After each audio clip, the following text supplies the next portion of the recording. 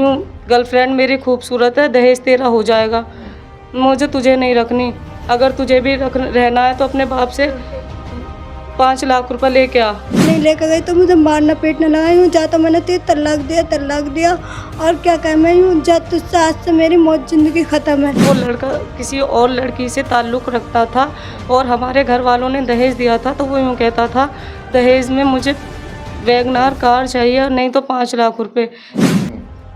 फिर भी उस लड़की ने यूँ मैं तो इन्हीं से शादी करूँगी, यूँ ये मुझे मुसलमान बनाएंगे, मैं मुसलमान बन के रहूँगी इनके घर में और लड़की भी मिल जाएगी। यूँ मुझे तो सुंदर तुझ में है क्या, तुझे किस उससे रखूँ मैं, यूँ मुझे तो खूबसूरत लड़के चाहिए। यूँ देख फोटो ये है खूबसूरत। खबर शुरू करने से पहले मैं आपको एक लड़की जो मेरे पास बैठी हुई है बेचारी, मैं इसको दिखाना चाह रहा हूँ।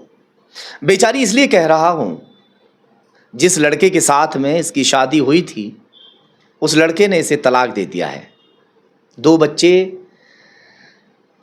की माँ भी है ये, जिसने सपने सजोए थे कि मैं अपने शौहर के साथ में ताउम्र बिताऊंगी, अपनी ज़िंदगी को बहुत अच्छे से जीऊंगी।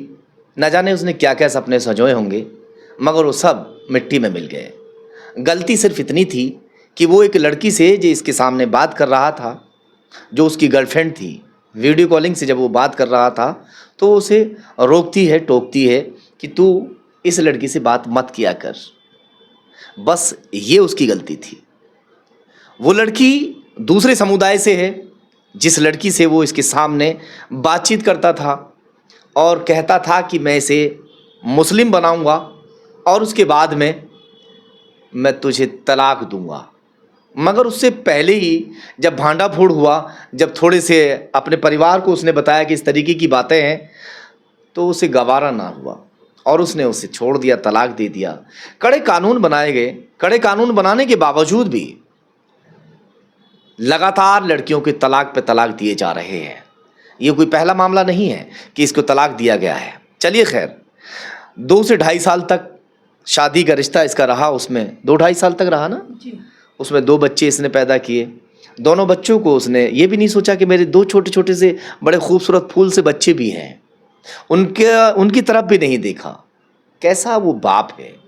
चलिए खैर, मैं इनसे बातचीत करूंगा। क्या नाम है आपका? मेरा निशा परवीन। निशा परवीन जी। कहाँ से हैं आप? भवन से। बुलंदशहर में ही भवन लगता है जी।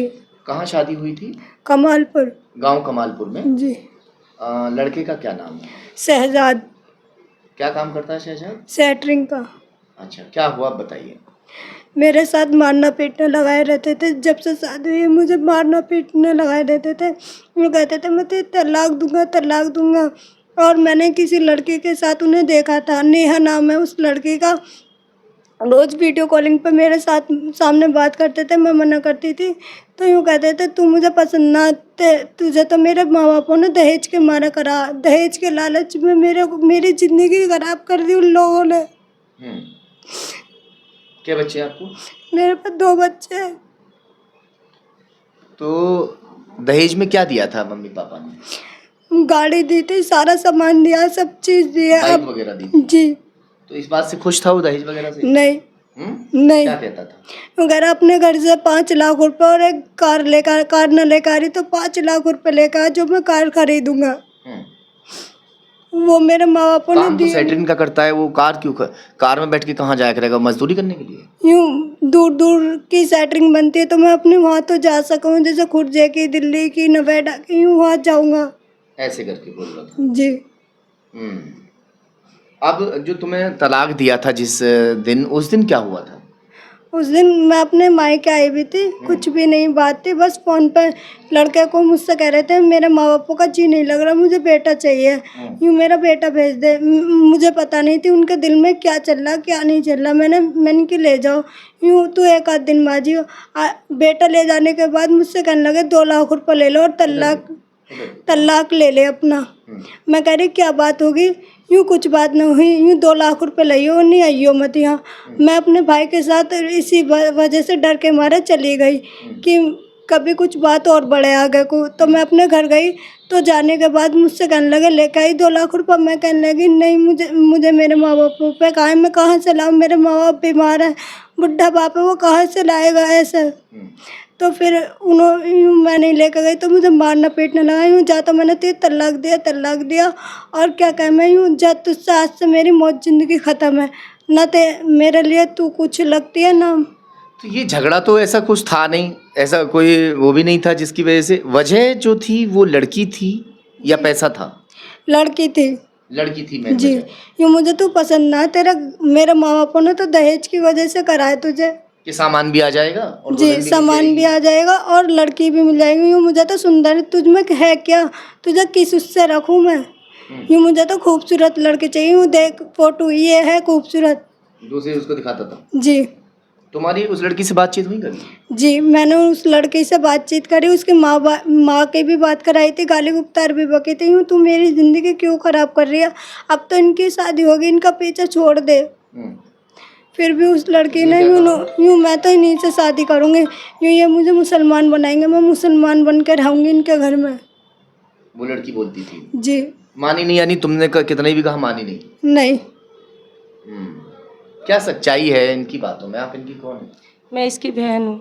क्या सच्चाई है इनकी बात? सर इसकी बात पूरी सच्चाई है। वो लड़का किसी और लड़की से ताल्लुक़ रखता था और हमारे घर वालों ने दहेज दिया था, तो वो यूँ कहता था दहेज में मुझे वैगनार कार चाहिए और नहीं तो 5 लाख रुपए। यूँ गर्लफ्रेंड मेरी खूबसूरत है, दहेज तेरा हो जाएगा, मुझे तुझे नहीं रखनी, अगर तुझे भी रहना है तो अपने बाप से 5 लाख रुपए लेके आ। क्या कहता था? रखेल बना के रखूँगा, रहेगी तो यूँ हमारी गाल गुलामी करेगी, रहना है तो रहे, वरनी मत रहे।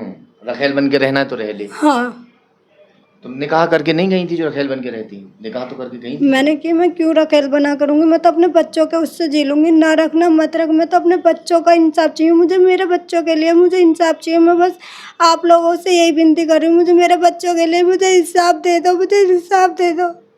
मेरी हाथ जोड़ के आपसे विनती है कि मुझे इंसाफ दो, मेरे बच्चों के लिए मुझे इंसाफ दो कि मैं अपने बच्चों के सारे जी लूँ।